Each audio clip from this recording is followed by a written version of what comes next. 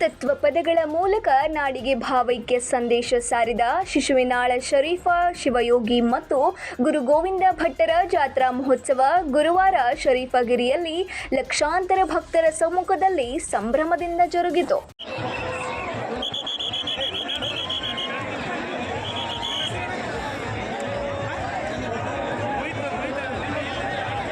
Hindu Muslim ಸಂಪ್ರದಾಯಗಳ ಸಮ್ಮಿಲನವಾಗಿ ಜರುಗಿದ ರಥೋತ್ಸವಕ್ಕೆ ರಾಜ್ಯದ ವಿವಿಧೆಡೆಯಿಂದ ಲಕ್ಷಾಂತರ ಸಂಖ್ಯೆಯಲ್ಲಿ ಭಕ್ತರು ಆಗಮಿಸಿದ್ದರು.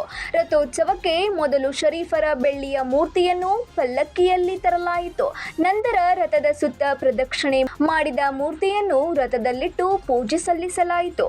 ಪೂಜೆ ಸಲ್ಲಿಸುತ್ತಿದ್ದಂತೆಯೇ ಭಕ್ತರು ಶಿಶುನಾಳ ಶರೀಫ ಮತ್ತು ಗುರು ಗೋವಿಂದ ಭಟ್ಟರಿಗೆ ಜೈಕಾರ ಹಾಕಿ ಭಕ್ತರು ರಥ ಎಳೆದು ಪುನೀತರಾದರು. ರಥ ಸಾಗುತ್ತಿದ್ದಂತೆಯೇ ಭಕ್ತರು ರಥದ ಕಳಸಕ್ಕೆ ಉತ್ತುತ್ತಿ, ಬಾಳೆಹಣ್ಣು ಮತ್ತು ಲಿಂಬೆಹಣ್ಣು ಎಸೆದು ಪುನೀತರಾದರು.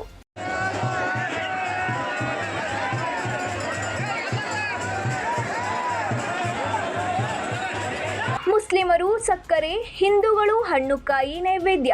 ಶಿಶುನಾಳ ಶರೀಫರು ಮತ್ತು ಗುರು ಗೋವಿಂದ ಭಟ್ಟರಿಗೆ ನೈವೇದ್ಯ ಸಮರ್ಪಿಸಲೆಂದು ಮುಸ್ಲಿಮರು ಸಕ್ಕರೆ ತಂದಿದ್ದರೆ ಹಿಂದೂಗಳು ತೆಂಗಿನಕಾಯಿ, ಬಾಳೆಹಣ್ಣು ತಂದು ನೈವೇದ್ಯ ಸಲ್ಲಿಸಿದರು. ಹಿಂದೂಗಳು ಹರ ಹರ ಮಹಾದೇವ ಎಂದು ಘೋಷಣೆ ಕೂಗಿದರೆ ಮುಸ್ಲಿಮರು ಈಶ್ವರ ಅಲ್ಲ ನೀನೇ ಎಲ್ಲ ಎಂದು ಪ್ರಾರ್ಥನೆ ಸಲ್ಲಿಸಿದರು. ರೊಟ್ಟಿ ಬುತ್ತಿ ವಿತರಣೆ.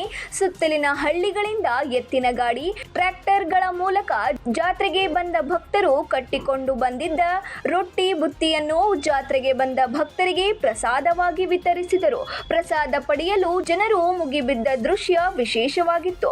ಮತ್ತೊಂದೆಡೆ ಮುಸ್ಲಿಮರಿಂದಲೂ ಶರಬತ್ ವಿತರಣೆಯೂ ನಡೆದಿತ್ತು. ಜಾತ್ರೆ ಭದ್ರತೆಗಾಗಿ ಬಿಗಿ ಪೊಲೀಸರ ಬಂದೋಬಸ್ತ್ಗಳು ಕೈಗೊಳ್ಳಲಾಗಿತ್ತು. Suresh Eligar, 9 live news, Shiggavi.